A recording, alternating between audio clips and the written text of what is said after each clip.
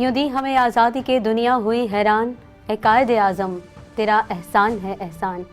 अस्सलाम वालेकुम, फैज़ टीवी के साथ मैं हूं शहजादी कमल और आप देख रहे हैं कायदे आज़म डे पर फैज़ की खुसूसी ट्रांसमिशन। नाज़रीन, आज हम कायदे आज़म को खराज तहसीन पेश करने के साथ साथ बात करेंगे पाकिस्तान को संवारने की, निखारने की, इसकी तरक्की की, इसकी बका की। 2019 एक शोर बपा था कि 2020 आएगा हम तरक्की करेंगे, 2020 आएगा बेरोजगारी का खात्मा करेंगे, 2020 आएगा हम रोजगार देंगे, हम महंगाई का खात्मा करेंगे, 2020 आएगा हम घर देंगे। 2020 आया और चला गया। हमने क्या किया? मसाइल वहीं के वहीं खड़े हैं। हमारे पास अदालतें हैं मगर आज भी हवा की बेटियां नंगे पांव 2-2 साल हो गए हैं इंसाफ की तलाश में हैं मगर इंसाफ नहीं मिल रहा। हमारे पास अस्पताल हैं मगर दर्द से एड़ियां रगड़ते रगड़ते मरीज मर रहे हैं। हमारे पास तालीमी इदारे हैं, असातिज़ा हैं मगर असातिज़ा और तालिबे इल्मों के दरमियान जो रिश्ता था वो रिश्ता अपनी कदर खो बैठा है। जी बिल्कुल नाज़रीन, आज हम इसी पर बात करेंगे और इस पर बात करने के लिए हमारे साथ नौजवान ही मौजूद हैं जो ना सिर्फ इन मसाइल की निशानदेही करेंगे बल्कि मसाइल के हल पर भी बात करेंगे। बिल्कुल हमारे साथ आज के पहले पैनल में मौजूद हैं फारूक लाशारी साहब जो डॉक्टर हैं, उम्मे फरवा मौजूद हैं हमारे साथ, ये भी डॉक्टर हैं, फरजान अहमद हमारे साथ टीचर मौजूद हैं और कायनात हमारे साथ मौजूद हैं जो वकील हैं। अस्सलाम वालेकुम। वालेकुम अस्सलाम। कायदे आज़म डे है, कायदे आज़म को खराज तहसीन पेश कर रहे हैं हम, और कायदे आज़म के पाकिस्तान का क्या हाल है आप सबके सामने है। हमने तो कायदे आज़म के पाकिस्तान को बामे उरूज पर पहुंचाना था मगर क्या वजह है कि हम बामे उरूज पर पहुंचाने के बजाय इसे और तनज़्ज़ुली की तरफ धकेल रहे हैं? डॉक्टर उम्मे फरवा। मेरे ख्याल से कि हर गुजरते हुए लम्हे के साथ हम तालीम याफ्ता तो हो रहे हैं लेकिन हम तहज़ीब खो रहे हैं। अगर आपके पास तालीम हो लेकिन तहज़ीब ना हो, यानी आपका इल्म जो है वो अमल में ना बदले, यानी आपके इल्म के कोई एक्शंस ही ना हो, तो वो इल्म सिर्फ इंफॉर्मेशन रह जाता है, उसका कोई फ़ायदा नहीं होता। और यही आज की हमारी नौजवान नस्ल या जितने भी पढ़े लिखे लोग हैं, मैं ये नहीं कह रही कि सब ऐसे ही हैं, लेकिन कुछ के साथ यही मसला है कि जो इल्म है वो फ़कत इंफॉर्मेशन तक रह गया है, वो अमल की सूरत में नज़र नहीं आ रहा। जब तक उस पर अमल नहीं किया जाएगा तब तक ये सिलसिला ख़त्म नहीं हो सकता। बिल्कुल यही बात हो रही है। तो हमारे साथ उस्ताद मौजूद हैं फरजान अहमद। फरजान, क्या वजह है उस्ताद और तालिबे इल्म के बीच जो रिश्ता, वो जो रोब, वो जो इज्जत, वो एहतराम, वो ख़त्म हो गया? इसकी वजह क्या है? देखिए, उस्ताद और शागिर्द का जो रिश्ता है वो ऐसा पाक रिश्ता है कि जिसमें मैं समझता हूँ कि मुनासिब कुर्बत और मुनासिब फासला होना चाहिए। बेशक। लेकिन आज के दौर में मैं देखता हूँ कि ना वो मुनासिब कुर्बत है और ना वो मुनासिब फासला है। अगर हम बच्चे को इतना स्पेस नहीं देंगे कि वो हमसे खुलकर सवाल कर सके अपनी सलाहियतों से मुताल्लिक, अपने फ्यूचर से रिलेटेड, तो फिर वो आगे कैसे बढ़ सकता है?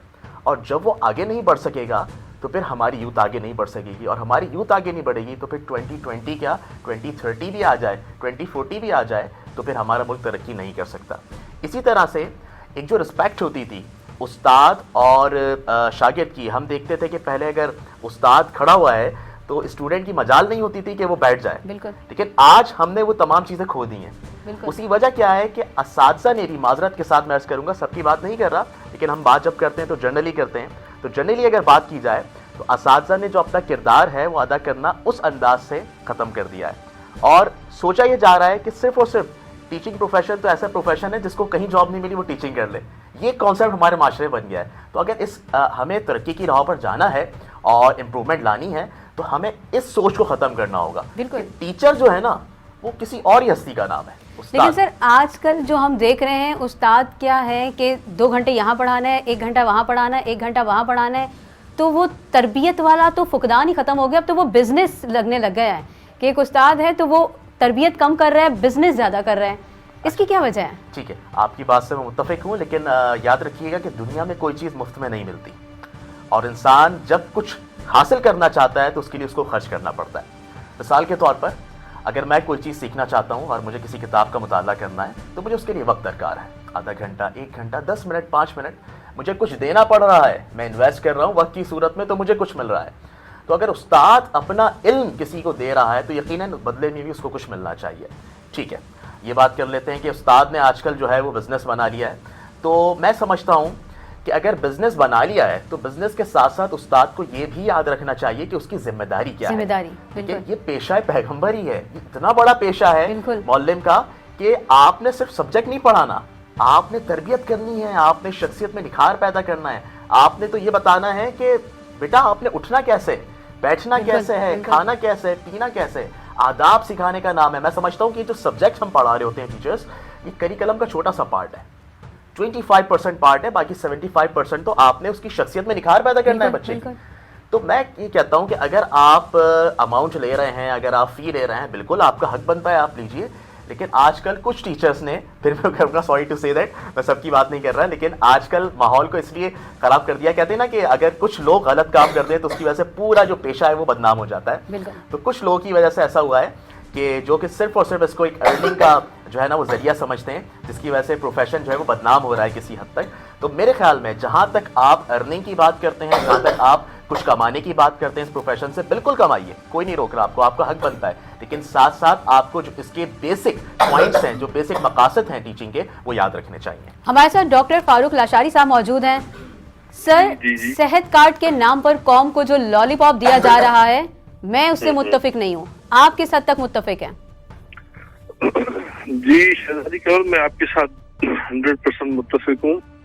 یہ جو پروگرام اسٹارٹ کیا تھا انہوں نے, تو یہ اصل میں مانتے ہیں کہ ہمارے ملک میں بہت غریبی ہے, ٹھیک ہے. تو یہ جو ہمارے جو گاؤں کے لوگ ہوتے ہیں, یہ ان کو بھیک مانگنے کا ایک طریقہ سکھا رہے ہیں, ٹھیک ہے, کہ اب 5-6 ہزار میں سے گھر کا خرچہ کہاں چل پائے گا اس دور میں. لیکن ان کو یہ جو ہماری گورنمنٹ ہے وہ لوگوں کو مجبور بنا رہی ہے کہ بھیک کس طرح مانگی جائے, کیونکہ وہ خود بھی باہر جا کے بھیک ہی مانگتے ہیں. خود تو بڑے بڑے مہنگے ہسپتالوں سے وہ علاج کرواتے ہیں, لیکن یہاں کے یہ جو غریب لوگ ہیں وہ خوش ہو جاتے ہیں کہ یار ہمیں گورنمنٹ دے رہی ہے. تو نتیجہ آپ دیکھ رہی ہیں ہسپتالوں کا اور لوگوں کا, غربت بڑھتی جا رہی ہے. ایک پلاننگ نہیں ہے کس طرح, مطلب سر صحت کارڈ کا کوئی بینیفٹ بھی ہے اب تک, یہ کہیں پہ جو ہے وہ استعمال ہو رہا ہے, اس کا کوئی فائدہ مل رہا ہے لوگوں کو؟ میرے خیال سے تو کیا فائدہ ہوگا.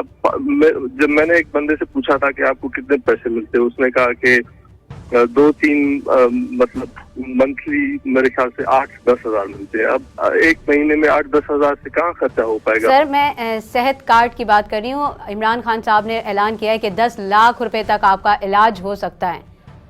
تو یہ صحت کارڈ جو دیا ہے کہ آپ اسے علاج کروا سکتے ہیں ہسپتالوں میں, اور ہسپتالوں کا حال جو ہے وہ آپ کے سامنے ہے, آپ کو لگتا ہے کہ یہ کارڈ کچھ فائدہ مند ثابت ہوگا عوام کے لیے؟ اگر دیکھیں, اگر یہ کارڈ مل رہا ہے غریبوں کو تو پھر بہت فائدہ ہے اس کا. اچھا, 10 لاکھ بہت بڑے ہیں, ٹھیک ہے. ہمارے ویسے بھی جو نارملی جو ہے ڈیزیز کامن ہے یہاں پہ, وہ ڈائریا, ٹائیفائڈ, ملیریا, یہ تقریباً چل رہی ہیں پورے ملک میں. لیکن اگر 10 لاکھ مل رہے ہیں ایک بندے کو صحت کارڈ کے حوالے سے, تو یہ بینیفٹ ہے بہت. ٹھیک ہے, ہمارے ساتھ کائنات موجود ہیں. کائنات, وکالت ایک بڑا معزز پیشہ ہے, لیکن کہتے ہیں کہ ایک وکیل کے لیے سچ کو جھوٹ اور جھوٹ کو سچ کرنا بڑا آسان ہے. آپ اس بات سے متفق ہیں؟ نہیں, دیکھیں میں وکالت واقعی میں ایک بہت بڑا معزز پیشہ ہے, اور یہ کہا بھی جاتا ہے کہ پیدا ہوا وکیل تو مظلوم نے کہا, لو ہم بھی آج صاحب اولاد ہو گئے. لیکن جو وکالت کا جو پیشہ ہے, جس طریقے سے آپ نے بات کی ہے, تو ہمارے پاس وکلا ہے اور وہ کامن اتھارٹی ہے. سیرت اپنا دوبارہ کوشچن کیجیے گا, دفعہ ایک ریپیٹ, آپ نے ایک جو سوال کیا. کائنات, میں پوچھ رہی ہوں کہ وکالت ایک معزز شعبہ ہے. جی جی. آج کے وکیل سچ کو جھوٹ اور جھوٹ کو سچ بنا کر پیش کر دیتے ہیں, اور ان کے بائیں ہاتھ کا کھیل ہے. یہ بات سچ ہے؟ نہیں, دیکھیں آپ اس بات سے کس حد تک متفق ہیں؟ دیکھیں میں ایگری نہیں ہوں اس بات سے, 100% ایگری نہیں ہوں. دیکھیں ہمارے پاس جو بھی کیسز آتے ہیں ان کے وہ فیکٹس کے اوپر بیس کرتے ہیں, ٹھیک ہے. تو اس میں جو آپ کی اگر مظلوم پارٹی ہے, کچھ بھی پارٹی ہے, تو آپ کو اس کو بچانے کے لیے سم ٹائم کچھ نہ کچھ کہنا بھی پڑا ہوتا ہے. لیکن لازمی یہ بات بالکل غلط ہے کہ آپ نے وکیل کو ایک جھوٹا ہی بنا دیا ہے, سب کچھ کر دیا ہے. لیکن جو ہمارے جو آج کل کے ہمارے کیسز چل رہے ہیں تو اس میں واقعی میں اگر دیکھی جائے تو یہ بات پروف آ جاتی ہے کہ جھوٹ کو بہت زیادہ ان کیا جا رہا ہے. جس طریقے سے اگر گواہوں پہ بات کی جائے تو گواہ جو ہوتے ہیں وہ درپیش بار بار لے کر آئے جا رہے ہوتے ہیں, جس کے اندر کوئی فیکٹس نہیں ہوتا. آرام سے وہ اپنی بات کو ثابت کر دیتے ہیں کہ ہاں یہ بات ایسے اور ایسے ہے, نہیں ہے. لیکن جھوٹ وہاں پر ضرور ہماری عدالتوں میں اب چل چکا ہے, جسے ہمیں روکنے کی ضرورت ہے. بالکل بالکل, میں یہی پوچھنا چاہ رہی تھی, بلکہ یہی سننا چاہ رہی تھی, اور ناظرین کو بھی یہی سنوانا چاہ رہی تھی کہ ایک وکیل خود اس بات کا اعتراف کر رہا ہے کہ ہماری عدالتوں میں جھوٹ بولا جاتا ہے اور اس کا رواج بڑھتا جا رہا ہے. ہمارے ساتھ موجود ہیں ڈاکٹر فاروق لاشاری صاحب. سر, میں آپ سے بات کرنا چاہوں گی کہ ڈاکٹر مسیحا ہوتا ہے, اور اگر مسیحا مسیحائی کے بجائے اسٹرائک پر چلا جائے گا تو مریض کیا کرے گا؟ جی شہزادی کمل, میں آپ کی بات سے متفق ہوں. بات یہ ہے کہ کبھی کبھار یہ ہوتا ہے کہ اب جس طرح ہمارے معاشرے میں, اب جب پاکستان سے باہر کی بات کریں گے, یورپ کے کسی کنٹری کی, تو وہاں پہ ایک ڈاکٹر کی بہت ریسپیکٹ ہوتی ہے. پاکستان میں بھی ہے, یہ میں نہیں کہہ رہا کہ ریسپیکٹ نہیں ہے, لیکن باہر بہت زیادہ ریسپیکٹ ہے. اور وہاں کے ڈاکٹرز بھی وہی رول نبھا رہے ہیں جو ایک مسیحا کو کرنا چاہیے. تو بات آتے ہیں, ہم پاکستان کی بات کر رہے ہیں. یہاں پہ میں یہ نہیں کہہ رہا کہ ہم سارے ڈاکٹرز اچھے ہوتے ہیں, لیکن ہمیں ایز اے ڈاکٹر ہمیں لوگوں سے ہمیں کیا امید ہوتی ہے کہ یار ہماری ریسپیکٹ کریں. ٹھیک ہے, یہ تو اب دیکھیں ہسپتالوں میں ابھی ریسنٹلی 2-3 دن پہلے ایک ڈاکٹر, فیمیل ڈاکٹر کو لوگ مار رہے ہیں. ہمارے سوسائٹی کا یہ ایک دیکھیں مطلب یہ بن چکا ہے کہ اب لوگوں کا, میں خود ایک جی پی شپ کرتا ہوں, کبھی کبھار پیشنٹ آتے ہیں تو یقین مانے میں خود ڈر جاتا ہوں کبھی کبھار. تو بات یہ کر رہے ہیں کہ کچھ ڈاکٹرز کی بھی غلطی ہے اور ہمارے سوسائٹی میں بھی یہ مسئلہ چل رہا ہے. سر, اگر آئے روز غلط انجیکشن لگنے سے لوگ مر جائیں گے, غلط دوائی سے لوگ مر جائیں گے, انفیکشن ہو جائے گا, تو پھر اس کے اہل و عیال, اہل خانہ کیا کریں گے؟ ٹھیک ہے, بات آتی ہے ابھی اس بات پہ. اگر ڈاکٹر آپ بات کر رہے ہیں کہ غلط انجیکشن لگ جاتا ہے, تو بات یہ ہے کہ یہ کویکس جو ہیں ہمارے ملک میں وہ یہ غلط پریکٹس کر رہے ہیں. لیکن کبھی کبھار یہ ہوتا ہے کہ جلدی میں پتہ نہیں چل جاتا کہ سر آپ کی جلدی کسی کی جان لے گئی.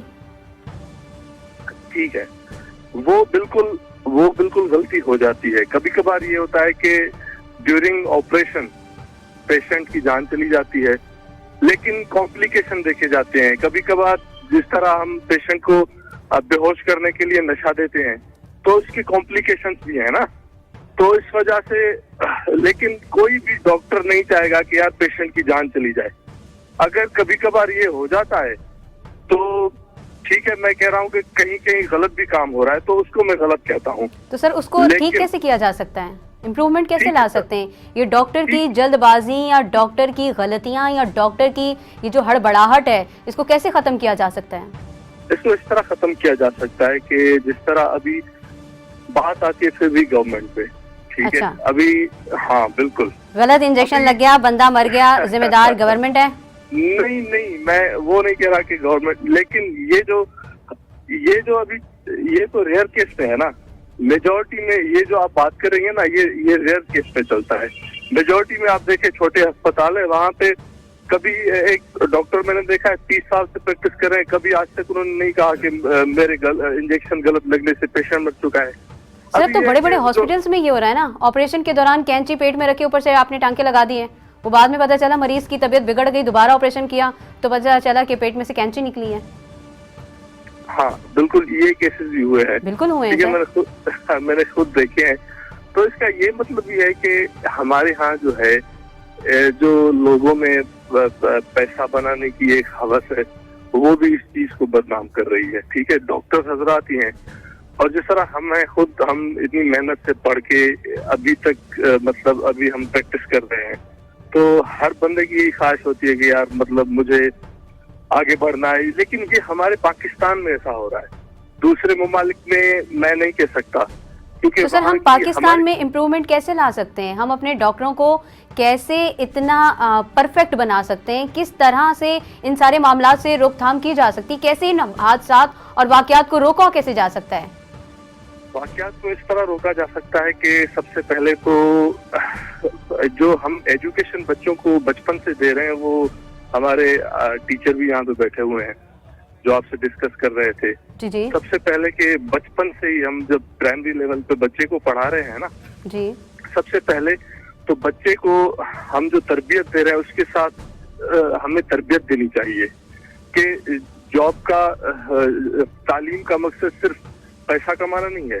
सही। तो बचपन से ही बच्चों को जब हम अच्छी तरबियत देंगे तो आगे चल के वो एक डॉक्टर अदीब जैसे बन सकते हैं। बिल्कुल बिल्कुल। लेकिन हाँ, हमारी एक तो मसला ये है कि गुर्बत का है। अब गरीब का बच्चा डॉक्टर बन जाता है, ठीक है सर, गरीब का बच्चा वैसे बड़ी मुश्किल से डॉक्टर बनता है, अगर कहीं ऐसी मिसालें मिले तो बड़ी मुश्किल से मिलेंगी। बिल्कुल बिल्कुल। जब वो गरीब का बच्चा बड़ी मुश्किल से बन जाता है तो उसके ऊपर घर का बोझ होता है, ठीक है, वही एक कमाने वाला फर्द होता है, तो वो सोचता है कि यार अब क्या करना चाहिए।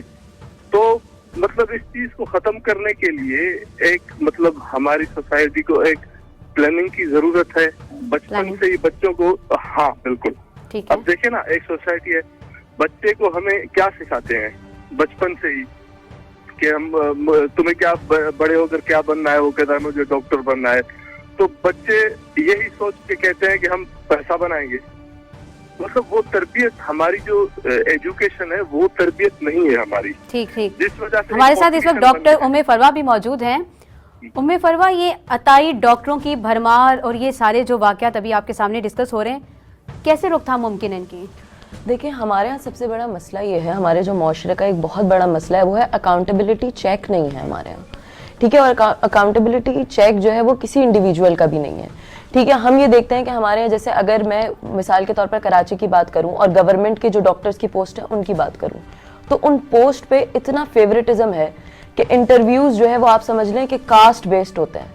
अगर मेरी भी वही कास्ट है जो इंटरव्यू लेने वाले की है, तो मुझे वो 17th ग्रेड 18th ग्रेड का मुझे वो पोजीशन मिल जाएगी, ठीक है। वो पोजीशन जो मेहनत से हासिल ना की जाए, उसके जब वो किसी इंसान के पास आ जाए तो फिर उसका इसी तरह लोग फायदा उठाते हैं जो डॉक्टर्स होते हैं। मैं ये नहीं कह रही कि सब खराब है या सब गलत है, हमारा स्ट्रक्चर ही ऐसा है हमारी सोसाइटी का जो कि कई सालों से चला आ जा रहा है कि अकाउंटेबिलिटी नहीं है। अब देखिए, जितने भी आपने वाकयात यहाँ पर सुनाए, या एक इंजेक्शन की बात या कैंची छोड़ दी किसी ने, या जो भी आप वाकयात का यहाँ पे जिक्र कर रही हैं, वो किसी एक इंडिविजुअल की वजह से हुए, वो पूरे डॉक्टर्स की वजह से नहीं हुए। या हर डॉक्टर ये नहीं करता है कि हर सर्जन ही कैंची छोड़ देता है या हर सर्जन ही गलत इंजेक्शन लगा देता है। 100 में से कोई एक बंदा ऐसा करता है और उसके बाद नाम सारे डॉक्टर्स का खराब हो जाता है। तो हमारे यहाँ जरूरत तो ये चाह रहे हैं कि ये एक बंदा भी ना करे, क्योंकि तो वो तभी नहीं होगा ना जब अकाउंटेबिलिटी चेक होगा, जब हॉस्पिटल का अपना एडमिन ऐसे डॉक्टर्स को सपोर्ट नहीं करेगा। हमारे यहाँ तो यही होता है ना कि कोई गलती करे, सिर्फ डॉक्टर्स में नहीं है, आप किसी भी प्रोफेशन की बात करें, चाहे पॉलिटिशियन हो, चाहे लॉयर हो, चाहे टीचर हो, चाहे डॉक्टर हो, गलती वो करता है, एडमिन उसको छुपा लेती है। मिसाल के तौर पर, जस्ट मिसाल के तौर, सपोज कहीं हैरेसमेंट का केस होता है तो लोग क्या करते हैं, एडमिन छुपाती है, बात बाहर ना जाए, जबकि होना क्या चाहिए कि उस शख्स को फायर कर देना चाहिए। बिल्कुल बिल्कुल, ठीक है। कोई डॉक्टर ऐसा करता है तो उसका सर्टिफिकेट जो है वो उसको नाअहल करार दे देना चाहिए। लेकिन हमारे यहाँ ये जो पर्दा पोशी का मामला है, इसकी वजह से जो सजा का मुस्तहक है उसको सजा नहीं मिल पाती और वो वहीं अपने उसी शोबे में रहता है। जब तक हम अकाउंटेबिलिटी चेक नहीं लगाएंगे और जब तक जिसने भी कोई गलती की है, जब तक वो उसका अजाला नहीं करेगा, तब तक ये मुआशरा इसी तरह चलता रहेगा। सही, बिल्कुल ठीक। हमारे साथ कायनात भी मौजूद हैं। कायनात, मैं आपसे पूछना चाहूंगी कि एक वकील अपने शोबे से किस हद तक वफादारी कर रहा है? देखिए, वफादारी कर रहे हैं तो अब तक वकालत का शोबा चल रहा है और चलता जा रहा है और चलता जाएगा। वकालत, देखिए, एक वकील जब बन रहा होता है, अगर मैं अपनी जिना की बात करूं, जिनको देखकर मैंने आइडियलाइज करके ही वकालत के पेशे में कदम रखा था, तो अगर हम उनको देखते हैं तो एक वकील एक अपनी कौम को इंसाफ दिला रहा होता है। बिल्कुल ठीक है। जैसे कि अगर मैं जिना की बात कोट करूंगी कि वो अपनी कौम के वकील थे, तभी आज हमें पाकिस्तान जो है वो फराहम किया हुआ है। बिल्कुल। دیکھیں جیسے انہوں نے بات کی کہ ہم ایک کی بنیاد پہ تمام ان کو برا نہیں کہہ سکتے, ٹھیک ہے.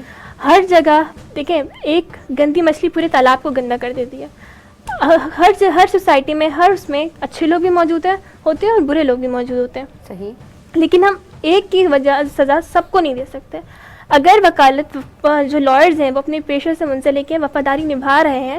دیکھیں اگر آپ یہ دیکھیں کہ ایک کلائنٹ جب ہے وہ اپنے وکیل کے پاس کیس لے کر آتا ہے, آپ نے تو مجھے پیسے دے دیے نا, آپ کے پاس کیس تو میرے پاس آ گیا, میری مرضی میں اس کو کس طریقے سے بھی چلاؤں. لیکن ایک وکیل کس طریقے سے وفاداری نبھاتا ہے کہ اس کا کلائنٹ اپنی ٹینشن اس کو دے کر چلا جاتا ہے, وہ خود سو جاتا ہے, لیکن وکیل ساری رات جاگ کر اس پہ محنت کرتا ہے, فیکٹس نکالتا ہے, کیس اس کو جیتنا ہے.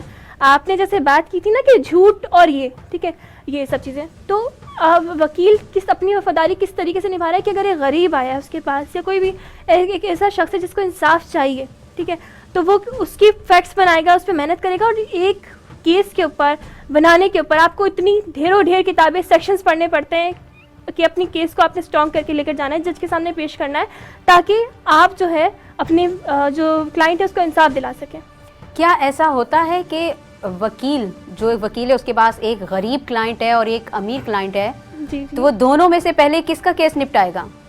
دیکھیں یہ تو کیس پہ ڈیپینڈ کرتا ہے نا کہ کیس کس کا زیادہ بالکل. ضروری ہے اور کس کا کیا ضروری نہیں ہے. کس کا زیادہ ضروری ہے, نہیں کس دیکھیں, کی فیس زیادہ ہے؟ نہ فیس کی نہیں, ہمارے یہاں پہ پاپر کا ایک لفظ ہوتا ہے, وہ اسی چیز کے لیے آتا ہے. اکثر ہیں اگر لائرز ہیں, بہت سے لائرز ہیں جو شاید آپ کو یقین بھی نہیں ہوگا, کیا کہتے ہیں, اگر سارے برنی ٹرسٹ کی بات کی جائے تو اگر آپ وہاں دیکھیں تو کتنے لائرز وہاں پر اسپیشلی انہی سوٹس کو لے کر چل رہے ہیں, انہی کیسز کو لے کر چل رہے ہیں, جو غریبوں کی مدد کرتے ہیں اور وداؤٹ اینی کاسٹ کرتے ہیں. تو پھر بھی وکیلوں کو معذرت, پھر بھی غریبوں کو انصاف بر وقت کیوں نہیں مل رہا؟ ٹھیک ہے, آپ کی یہ بات ہے, تو آپ مجھے بتائیں کہ جو لوگ ہیں وہ انصاف کے لیے کھڑے کتنا ہوتے ہیں. آپ بتائیں ہمارے ملک میں, جیسے انہوں نے بات کی ہراسمنٹ سب چیزوں کے لیے, کیا کتنے لوگ کھڑے ہوتے ہیں کیس کے لیے؟ سب سے پہلے تو اگر ایک بات کی جائے کہ وکیل جھوٹا ہوتا ہے, ارے پیسے لے لیں گے, سب چیزیں لے لیں گے, لوگ پیچھے بھاگ جاتے ہیں. جب ہم خود انصاف کے لیے کھڑے نہیں ہوتے تو ہم کس لیے کسی پیشن کو, کسی بھی پروفیشن کو برا کہہ سکتے ہیں؟ جب تک ہمارے اندر نہیں ہوگا. اگر میں اپنی سوسائٹی کی بات کروں, ہمارے یہاں سوسائٹی میں جیسے بھی ریپ کیسز ہوئے تھے اور سب چیزیں ہوئی تھی, تو ہمارے معاشرے میں کیا ہوتا ہے کہ جو وکٹم ہوتا ہے نا اسی کو آفینڈر بنا دیا جاتا ہے, ٹھیک ہے. پھر جو وکٹم اگر وہ غریب ہے یا کچھ ہے تو وہ کبھی اپنے انصاف کے لیے کھڑا ہوتا ہی نہیں, اس کو پہلے سے اپنے ڈیسیجن پتہ چل جاتا ہے کہ جی مجھے تو جو ہے نا انصاف نہیں ملے گا, مجھے تو کچھ ہوگا نہیں. اگر ہماری عدالتوں کی بات کی جائے, اگر آپ عدالت کے اندر آئیں گے, عدالت میں ہر سال PhDs نکلتی ہیں, ہر سال کیسز کے فیصلے ہوتے ہیں. عدالت کا نظام سسٹم چل رہا ہے تو تبھی لیکن ہم اس سسٹم, آپ بھی اس سسٹم کا حصہ ہیں, میں بھی اس سسٹم کا حصہ ہوں, ہم اس سسٹم کو کیسے سدھاریں گے, ہم اس میں امپروومنٹ کیسے لائیں گے؟ کہ اگر ایک آپ کہہ رہی ہیں نا کہ وکٹم کھڑا ہو رہا ہے, وہ اپنا کیس لا رہا ہے, پہلے تو وہ پولیس اسٹیشن جا رہا ہے اور اس کو جن سوالات کا سامنا کرنا پڑ رہا ہے وہ آپ بھی جانتی ہیں, میں بھی جانتی ہوں, بڑی مشکل سے اگر اس کی وکیل تک رسائی ہو گئی ہے تو وکیل اس کی کھال کتنی کھینچتا ہے, اس کا کیا حال, کتنی فیس دینی ہے, پھر کورٹ جانا ہے, پھر سامنے والا وکیل کس طرح کے سوال کرے گا, پھر جج صاحب تاریخ دے دیں گے, پھر اگلی تاریخ. تو ان ساری سچویشن کو سمیٹ کر اگر ہم انصاف کی فراہمی آسان بنا دیں تو پھر آپ کو نہیں لگتا کہ ہر بندہ اپنے حق کے لیے کھڑا ہو سکتا ہے؟ ایگزیکٹلی. دیکھیے سب سے پہلے تو ہم نے نا سسٹم کو سدھارنا ہے, سسٹم کو سدھارنا ہے. لیکن ایک چیز ہے, ہم لوگ کیا کرتے ہیں, ہم لوگ سنی سنائی باتوں پہ بہت زیادہ عمل کرنے کی آتی ہیں. مثال کے طور پہ آپ نے ایک مشہور جملہ سنا ہوگا نا, تاریخ پہ تاریخ, تاریخ پہ تاریخ. مطلب جب میں نے ایک وکالت کا شروع کیا تھا تو مجھے آپ کو بھی بس تاریخ پہ تاریخ ملنی ہوگی. بھائی تاریخ پہ تاریخ ملنی ہوگی, لیکن اگر کوئی اتنا امپورٹنٹ کیس ہے, آپ نے اس کو بعد میں اپیل میں لے کر جانا ہے, کچھ بھی لے کے جانا ہے, تب بھی تو آپ کو تاریخ پہ تاریخ ملے گی نا. اگر ایک جج ہے, جیسے کہ کیسز کے فیصلے ہوتے ہیں اور تبھی ہمارے پاس اب تک کیسز موجود ہیں, اور یہ تاریخ پہ تاریخ اگر سسٹم چلتا ہے تو کیا پتہ ہمارے جو جج صاحبان ہیں, کیونکہ آپ کو پتہ ہے کہ جج جو ہے منصف ہونا, آپ کا تو ڈیسیجن دینے کا عمل بڑا آسان ہوتا ہے کہ آپ نے بھئی آپ کو اپنے کیس سے فیصلہ چاہیے, لیکن جو ڈیسیجن اس ٹائم پہ کر رہا ہوتا ہے وہ دونوں پارٹیز کو سننا ہوتا ہے, پلانٹیف کو بھی ڈیفینڈنٹ کو بھی, ٹھیک ہے, جو بھی دونوں کو سننا ہوتا ہے. اگر میں مثال کے طور پہ میں نے جلدی میں کر دیا, بھائی ٹھیک ہے میں آپ کا کیس آ گیا, اب آپ کو لگتا ہے جب وکیل کو بھی لگ رہا ہوتا ہے وہاں پر کہ یار اب تو کیس بالکل اینڈ ہو گیا, ہمارے حق میں فیصلہ ہو جائے گا, لیکن جو اس ٹائم پہ سن رہا ہوتا ہے, سننے والے کو پتا ہوتا ہے کہ آیا اسٹوری ہے کیا, اس کو کس پرسپیکٹو سے لے کر جانا بتانا ہے, کس نظریے سے اس کو دیکھنا ہے, کس طریقے سے اس پہ فیصلہ کرنا ہے. اگر میں وہاں پر مثال کے طور مطلب اس نظریے کو سمجھنے کے لیے آپ کو سالوں لگ جاتے ہیں؟ سالوں لگ بھی جاتے ہیں, obviously لگ بھی جاتے ہیں. آپ کو پتہ ہے بینیفٹ آف ڈاؤٹ پورے کیس کو چینج کر دیتا ہے. اگر آپ کے کیس کے اندر ایک ڈاؤٹ پیدا ہو جائے تو ہمیں اس چیز کو نکالنا ہوگا. میں مانتی ہوں ہمارے سسٹم میں, آئی ایم ناٹ فیور دس کی, میں فیور نہیں کر رہی, ہمارے سسٹم میں ہے, ہمارا یہ پاکستان ویسا اور یہ سسٹم ویسا نہیں جیسا جنا کو ہونا چاہیے تھا. ہمیں غریبوں کو انصاف دلانا ہے, کرنا ہے. اس میں آپ اپنا کردار کیسے ادا کریں گی؟ میرا بس یہ آخری سوال ہے آپ سے کہ اس سسٹم کو سدھارنے کے لیے, غریب کو انصاف دینے کے لیے آپ اپنا کردار کس طرح ادا کریں گے؟ سب سے پہلے اور جو میں تک کریں کہ ہمیں اویئرنیس لوگوں کو دینی بہت ضروری ہے. ٹھیک ہے, ہمیں کچھ کوٹیشنز کو نا ریموو کرنا ہوگا کہ آپ کو انصاف نہیں مل سکتا, سارا سسٹم بکا ہوا ہے. ٹھیک ہے, ہر چیز موجود ہے. اگر برائیاں لانے والے ہمیں تو ان کو صاف بھی تو صفائی بھی تو ہمیں کرنی ہے نا. بالکل. تو اگر گند کوڑا پھیلانے والے ہمیں تو ہمیں اس کو صفائی وغیرہ بھی ہمیں کرنی ہے. تو سب سے پہلے اویئرنیس لے کر آئے, اپنے رائٹس سے اویئر ہو. اگر آپ کو نہیں, ٹھیک ہے, ہمارے ساتھ یہاں پہ ٹیچر موجود ہیں فرزان احمد صاحب. فرزان, جس قوم کا آغاز ہی اقرا سے ہوا ہے وہی قوم تعلیم و تربیت میں اس قدر پیچھے ہے. 2 کروڑ سے زائد بچے تعلیم سے محروم ہیں, لیکن ہمارا وزیر تعلیم سالانہ ہمیں کروڑوں روپے کا جو ہے وہ قوم پر پڑتا ہے. تو کیا اس میں بہتری لائی جا سکتی ہے؟ جن کے کردار سے آتی ہو صداقت کی مہک, ان کی تدریس سے پتھر بھی پگھل جاتے ہیں. بے شک. تو میں سمجھتا ہوں تدریس کا جو نظام ہے اس نظام کو اسٹارٹ سے ہی چینج کرنے کی ضرورت ہے. ابھی ڈاکٹر صاحب بات کر رہے تھے, میں ایگری کروں گا ان سے کہ ہم جب بچے کی تربیت کر رہے ہیں اسٹارٹ سے, اس کی جو اسکولنگ کر رہے ہیں, کیا ہم نے کبھی اس پر غور کیا؟ غریب کا بچہ یہ کورس پڑھے گا, امیر کا بچہ اے لیول, او لیول اور پتہ نہیں کون کون سے لیول آ گئے ہیں وہ پڑھے گا. ہم نے ڈفرینشیٹ کر دیا. کتنا ہی اچھا ہوتا اگر ہم پوری قوم کو ایک سبق پڑھاتے. بالکل. اور اس سبق کے اندر اگر ہم وہ سکھا دیتے کہ جو جناح نے سوچا تھا, جو اقبال نے سوچا تھا, جو ان کی فکر تھی, جو ان کی سوچ تھی, ہم نے جو اپنے لیڈرز تھے, جو ایکچولی ہمارے لیڈرز تھے, ان کی تعلیمات کو ہم نے فراموش کر دیا. بالکل. اور ہم اپنے کورس میں کیا پڑھا رہے ہیں؟ Prisoner of Zenda, Count of Monte Cristo. ٹھیک ہے, پڑھائیے, انگلش امپروو ہوگی, بہت اچھی بات ہے, لیکن میں کہہ رہا ہوں میسج کیا مل رہا ہے؟ جو میسج ملنا چاہیے تھا, جو قرآنی تعلیمات, جو سیرت کا ہمیں ایک پیغام ملنا چاہیے تھا, ہمیں جاننا چاہیے تھا سیرت کیا ہے, ہمارے نبی نے کیا سکھایا ہے, بالکل ہم نے وہ نہیں سیکھا. ٹھیک ہے, ہم نے اپنے ہیروز کو بھلا دیا. تو جب اسٹارٹ سے ہی بچے کے ذہن میں یہ آ جائے کہ آپ کے ہیروز علامہ اقبال نہیں ہیں, جناح نہیں ہیں, وہ نہیں ہیں جنہوں نے پاکستان بنایا. آج 25 دسمبر ہے, میں اس کی مناسبت سے بات کر رہا ہوں. اور اس کے ذہن میں آ جائے کہ ہمارے ہیروز تو وہ ہیں جو ہم نے ناول میں پڑھا ہے, جو ہم نے 9 کلاس میں ناول پڑھا تھا, جو ہم نے فرسٹ ایئر میں ناول پڑھا تھا. ٹھیک ہے, تو اس کا جب مائنڈ سیٹ ہی آپ نے غلامانہ کر دیا ہے تو پھر مجھے بتائیں نا وہ اس حدود سے باہر کیسے نکل سکتا ہے؟ بہت مشکل ہے. ٹھیک ہے, جب وہ کہتے ہیں نا کہ ایک مٹی سے آپ کوئی چیز بنا رہے ہوتے ہیں اور جس وقت آپ بنا رہے ہیں اس وقت آپ جو شیپ دینا چاہیں گے وہ شیپ اختیار کر لیں گے, لیکن بناتے وقت آپ نے بنا دیا اور پھر آپ جب وہ بن گئی ہے تو آپ کہہ رہے ہیں کہ اب میں اس کو چینج کر دوں. اب وہ چینج نہیں ہوگا جناب, اب وہ ٹوٹ جائے گا. وہ ٹوٹے گا نا تو وہ بکھر جائے گا, اور بکھرے گا تو اس کی کاٹ سے لوگوں کے جو پاؤں ہیں وہ بھی زخمی ہوں گے, لوگ زخمی ہوں گے. ٹھیک ہے, تو وہ معاشرے کو نقصان پہنچائے گا. ہمیں اسٹارٹ سے چینج لانے کی ضرورت ہے کہ جب ہم بچے کی تربیت کر رہے ہیں نا مونٹیسری میں, کلاس 1 میں, کلاس 2 میں, پرائمری جو ہوتا ہے بڑا امپورٹنٹ ہوتا ہے, اور ہم پرائمری پہ توجہ نہیں دے رہے. ہمیں وہاں سے چینج لانے کی ضرورت ہے اور بچے کو بتایا جائے کہ تمہارے حقوق کیا ہیں, تم نے کیا کیا سیکھنا ہے, تم نے زندگی میں کرنا کیا ہے. آپ دیکھیں اگر ہمارے یہاں نا کیا ہے کہ تعلیم کا مقصد حصول ڈگری اور ڈگری کا مقصد حصول نوکری, تو پھر تو نوکر ہی پیدا ہوں گے, نوکر پیدا, تو ہم نے لیڈر پیدا کرنے ہیں. نہیں ہو رہا ہے نا, اسی لیے پیدا نہیں ہو رہا ہے. میں نے کہا نا سوچ چینج کرنے کی ضرورت ہے. ابھی اگر آپ کسی سے پوچھیں, ایک بچہ میٹرک میں اور آپ اس سے پوچھیں کہ آپ نے آگے کیا کرنا ہے, اس کی کوئی فیوچر پلاننگ نہیں ہے. اس کو 2-3 پروفیشن پتا ہے, بس ڈاکٹر اور کہنا چاہیے انجینئر, اور اگر کچھ نہیں بنا تو ٹیچر بن جاؤں گا. میں نے کہا نا آپ سے, اتنا ہمارے پروفیشن کو خراب کر دیا ہے. ٹھیک ہے, تو اصل میں ٹیچر کی بھی ایک پوری ٹریننگ ہونی چاہیے. بالکل, یہ ایک بہت بڑا پوائنٹ ہے اور بہت بڑا المیہ ہے کہ ٹیچر کی کوئی ٹریننگ نہیں ہوتی ہے ہمارے معاشرے میں. اگر ہمارے معاشرے میں کوئی بی ایڈ بھی کرتا ہے, ایم ایڈ بھی کرتا ہے, تو برائے نام کرتا ہے, صرف ڈگری کے اصول کے لیے کرتا ہے. آپ کی والی بات بالکل. اچھا فرزان, بطور ٹیچر معاشرے کے سدھار کے لیے آپ کیا کردار ادا کر رہے ہیں اور کیا کریں گے؟ کیونکہ آج 25 دسمبر ہے, تو ہم ظاہر سی بات ہے ہر بندہ ایک نیا عہد کرتا ہے جناح کو ذہن میں رکھ کر کہ ہم پاکستان کی ترقی کے لیے یہ عہد کرتے ہیں. تو آپ کیا کردار ادا کریں گے, کیا عہد کریں گے؟ اچھا, سب سے پہلے تو میں خراج تحسین پیش کروں گا اپنے ادارے کو, آدم جی اسکولنگ سسٹم کو, آدم جی کوچنگ سینٹر کو, کہ وہ اتنا زبردست کام کر رہے ہیں. کووڈ آیا, سب کچھ ہوا, ادارے بند ہوئے, لیکن ہم کھڑے رہے. سر سہیل عباس اور میم عثمان امان کی قیادت میں جو ادارہ چل رہا ہے آدم جی، ایک بہت بڑا سیٹ اپ ہے. تو ہماری کوشش یہ رہی کہ ہم ریموٹ لرننگ کے تھرو بھی اسٹوڈنٹس کو سکھاتے رہیں کہ وہ جو ایک گیپ آ رہا تھا وہ گیپ نہ آئے.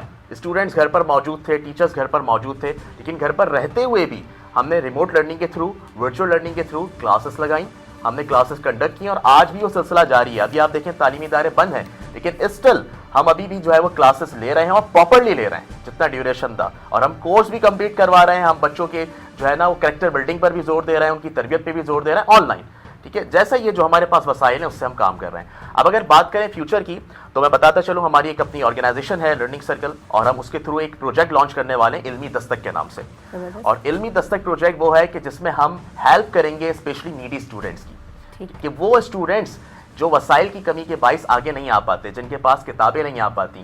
بہت میں نے دیکھا ہے ایسے اسٹوڈنٹس کو جو بیچارے رو رہے ہوتے ہیں، ان کے پاس اسٹیشنری پوری نہیں ہے، ان کے پاس جو ہے وہ کورس کی کتابیں پوری نہیں ہیں. تو ہماری کوشش ہے کہ ہم ان کو ڈونیشن سے یا جیسے بھی اپنی مدد آپ کے تحت ہم مل کر انہیں کتابیں پرووائڈ کریں گے، اسٹیشنری پرووائڈ کریں گے، تاکہ ان کو وسائل کی کمی جو ہے وہ بالکل بھی محسوس نہ ہو اور وہ بھی آگے آ سکیں.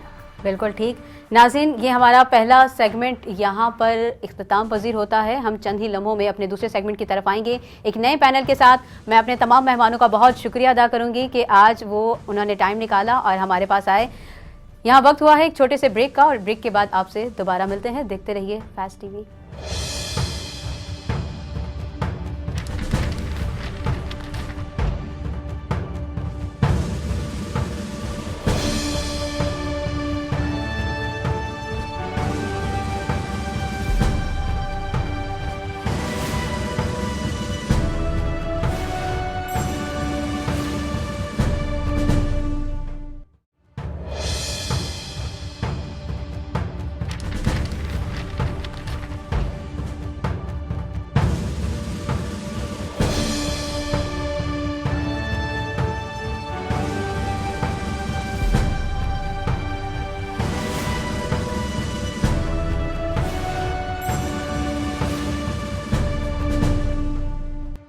Welcome back.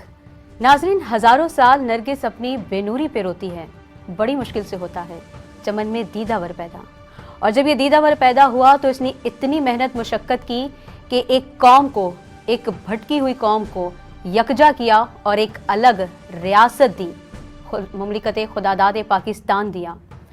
اس نیت کے ساتھ، اس عہد کے ساتھ کہ اب اس ریاست میں اقلیتوں کو تحفظ ملے گا، مرد و عورت کی عزت و آبرو محفوظ ہوگی، کوئی بھی شخص، کوئی بھی شہری قانون سے معاورہ یا بلندتر نہیں ہوگا.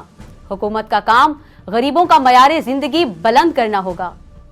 مگر آج کے پاکستان میں دیکھیے، کہا گیا تھا گھر دیں گے مگر سر سے چھت چھین لی، کہا گیا تھا روزگار دیں گے مگر کتنے ہی لوگوں کو بے روزگار کر دیا. اسی پر ہم بات کریں گے، ان مسائل پر، ان مسائل کے حل پر بات کریں گے. اور اس کے لیے ہمارا دوسرا پینل موجود ہے. میرے ساتھ موجود ہیں حافظہ عائشہ احمد جو کہ ایک ٹیچر ہیں. میرے ساتھ موجود ہیں مرزا صوبان بیگ، یوتھ ایکٹیوسٹ ہیں. میرے ساتھ موجود ہیں وسیم رضا نقوی جو پیشے سے وکیل ہیں. اور میرے ساتھ موجود ہیں فیضان لودھی، یوتھ ایکٹیوسٹ ہیں. میں سب سے پہلے مرزا صوبان بیگ کی طرف آؤں گی کہ وہ قائد جس کا کردار بے داغ تھا، وہ بانی کہ جس کے اپنی مملکت، مطلب جس نے آپ کو ایک مملکت دی، وہ خود کرپشن سے پاک تھا. آج اس کے ہی ملک میں سب سے بڑا جو بحران ہے وہ با کردار قیادت کا ہے. کیا کیا جائے؟ بسم اللہ الرحمن الرحیم. سب سے پہلے بہت شکریہ شہزادی کول آپ کا کہ آپ نے یہاں آ کر اس اہم دن پر اور اس اہم موضوع پر گفتگو کرنے کا موقع فراہم کیا. دیکھیں، یہ ایک المیہ ہے کہ ایک بے مثال شخصیت کے ہاتھوں بننے والا ملک اور اس کے جانے کے بعد، اور ایون اس کے اس دنیا سے رخصت ہونے سے لے کر جو معاملات ہوئے اس کے بعد سے اب تک پے در پے ہمیں کرپشن، لوٹ کھسوٹ، چوری، ڈاکہ، پاناما، یہی سب دیکھنے کو ملا ہے. اچھا، جس طرح آپ نے بات کی کہ ایک دیانتدار قیادت نہیں ہے، بالکل بالکل اہل افراد نہیں ہیں، لیکن میں اس بات سے 100% اتفاق نہیں کرتا. اس کی وجہ یہ ہے کہ جو لوگ مسندوں پر بیٹھے ہیں، جن لوگوں کو اختیار، اقتدار، حکومت ملی ہے، آپ یہ ضرور کہہ سکتی ہیں کہ جی ان کے پاس وہ دیانتداری کا جو عنصر ہے وہ موجود نہیں تھا، لیکن ایسا بھی نہیں ہے کہ مجموعی طور پر مکمل یہاں سے جو ہے وہ خیر رخصت ہو گیا اور صرف شر ہر طرف موجود ہو. اچھے لوگ موجود ہیں، بالکل ہوں گے، دیانتدار لوگ موجود ہیں جو تڑپ رکھتے ہیں، جو لگن رکھتے ہیں، جو کچھ کرنا چاہتے ہیں. لیکن ہوتا کیا ہے کہ یہ قوم جو مجموعی طور پر ایک کلمے کی بنیاد پر جڑی اور اس ملک میں آنے کے بعد ایک پاکستانی کا رنگ اس نے اپنے اوپر چڑھانا تھا مگر نہیں چڑھایا گیا. ہم پہلے قوموں میں بٹے، پاکستانی بننے کے بجائے ہم مختلف قومیتوں کا شکار ہوئے. بالکل مجموعی بات یہ تھی کہ آپ ان قومیتوں سے انکار نہیں ہے، سندھ ایک حقیقت ہے، پنجابی ایک حقیقت ہے، پٹھان ایک حقیقت ہے، ان کی سالوں پرانی تاریخیں ہیں، لیکن اپنے زمین کو، اپنے علاقے کو، اپنی زبان کو، اپنی قومیت کو پاکستانی ہونے سے پیچھے رکھنا تھا. ہم نے پاکستانیت کو پیچھے رکھ دیا، ان تمام چیزوں کو آگے لے گئے. ہم زبان، قبیلے، نسل، قوم کی بنیاد پر بٹے اور سونے پر سہاگا. وہ یہ ہوا کہ جناب والا ہماری تقسیم فرقوں کی بنیاد پر ہو گئی، بالکل، ہم مذہب کی بنیاد پر بٹ گئے، ہم پارٹیوں میں بٹ گئے، ہم پارٹیوں میں بٹ گئے. اور پھر دیکھیں پارٹیوں میں نہیں، ہم جب یہ بٹے نا تو ان پارٹیوں نے اس کا فائدہ اٹھایا اور ہم ان پارٹیوں کا اعلی کار بن گئے کہ ہم صرف اس لیے کہ جی فلاں صاحب میری زبان بولنے والے ہیں تو میں نے ووٹ انہیں کو دینا. اب وہ چوری کر رہے ہیں، ڈاکہ ڈال رہے ہیں، وہ وسائل کو کھا رہے ہیں، وہ زمینوں پہ قبضہ کر رہے ہیں، وہ لینڈ مافیا ہیں، وہ بدماش ہیں، لیکن میں نے ووٹ انہیں کو ڈالنا ہے کیونکہ میری اور ان کی زبان ایک ہے.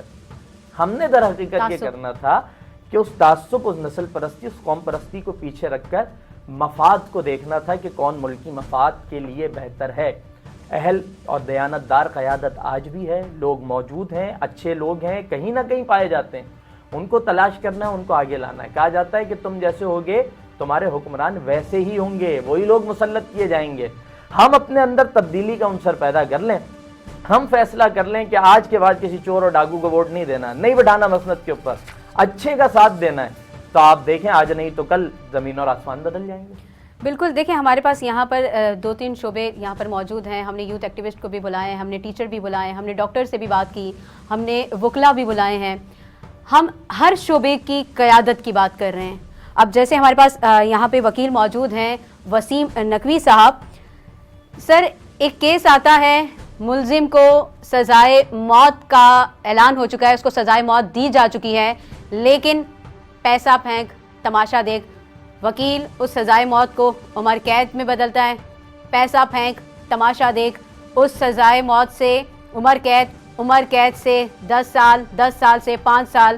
مطلب یہ پیسے کا کھیل آپ کے قیادت کو، اور ماشاءاللہ ہم اس سے انکار نہیں کر رہے کہ وکالت کا شعبہ بہت معزز ہے، لیکن یہ اس حد تک اس معاشرے میں سرایت کر چکی ہے چیز کہ آپ نے کتنا بھی بڑا جرم کیا ہے، آپ عدالت سے باہر وکٹری کا نشان دکھا کر باعزت بری ہو رہے ہیں، آپ ملک سے باہر جا رہے ہیں. اس چیز کو کس طرح روکا جا سکتا ہے؟ وسیم صاحب. بہت شکریہ شہزادی. سب سے پہلے تو میں کہنا چاہوں گا، دیکھیں آپ نے ایک وکلا کو آئیڈینٹیفائی کر کے بات کی ہے. وکلا اس معاشرے کا حصہ ہیں، بے شک، اور یہ معاشرہ پورا کرپٹ ہے. وکلا اپنے آپ کو اس معاشرے سے الگ نہیں کر سکتے.